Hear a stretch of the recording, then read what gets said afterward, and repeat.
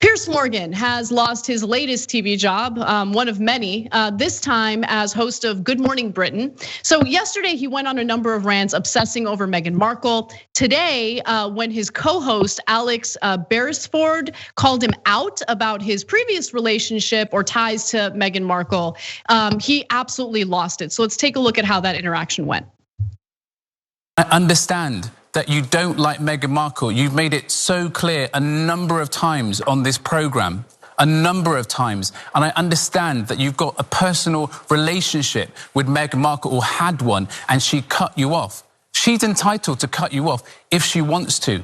Has she said anything about you since she cut you off? I don't think she has, but yet you continue to trash her. Okay, I'm done with this. No. Sorry, no, sorry. So, do you know what? That's pathetic. You can trash me, maybe not mine. No. See you later. I'm being... Sorry, can't do this. This is absolutely diabolical behavior. I'm sorry, but Piers spouts off on a regular basis, and we all have to sit there and listen. 6:30 to 7 o'clock yesterday was incredibly hard to watch. Well, they do not have to sit there and listen to Piers Morgan anymore. So he has cut ties with Good Morning Britain. And for those of you who are wanting a little more context about what his co-host there was talking about, here's what he was referring to. It's a 2015 interview on Ireland's Late Late Show. 2 hours in the pub, she had a couple of dirty martinis and a couple of pints. We got on brilliantly. And then I put her in a cab, and it turned out to be a cab that took her to a party where she met Prince Harry. And then the next night they had a solo dinner together, and that was the last I ever heard from Meghan Markle. And I have never heard from her again. So what happened? She ghosted me, Ryan. Meghan Markle ghosted me. Did she? Do you think she just went, gone? I'm afraid, look, I really liked her. This is why it hurts. So, I mean, wow. Piers Morgan did seem to get deeply offended by Meghan Markle and Prince Harry's interview with Oprah, and it was honestly bizarre. I don't know if you caught any of it, but he just would not let it go. It was very weird.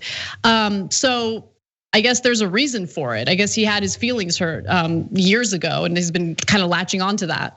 Yeah, this is, man, I hate to say it, man, but when you grow up in Brooklyn and Queens, you see this happen all the time. You'll be somewhere like Jamaica Ave, which is like a big shopping center hotspot where people, even when they're not shopping, just go to hang out.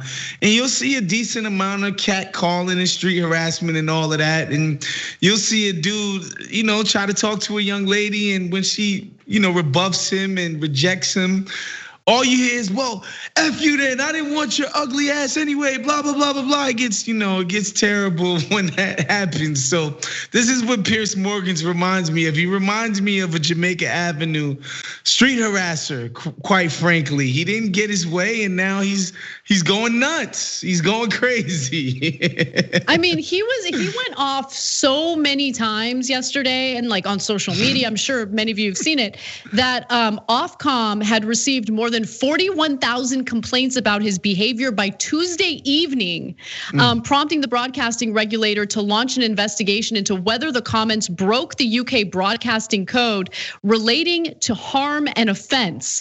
And of course, conservatives have been losing it over Meghan Markle, mentioning that her son Archie was not provided security, that they refused to title him as a prince, and that they were concerned about his skin color. Apparently the environment within the royal family was so hostile and so racist and awful that she contemplated suicide.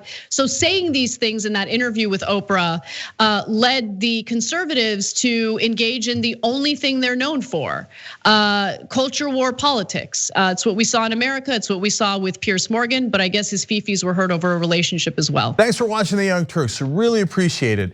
Another way to show support is through YouTube memberships. You'll get to interact with us more. There's live chat emojis, badges. You've got emojis of me, Anna, John, JR. So those are super fun. But you also get playback of our exclusive member-only shows and specials right after they air. So all of that, all you gotta do is click that join button right underneath the video. Thank you.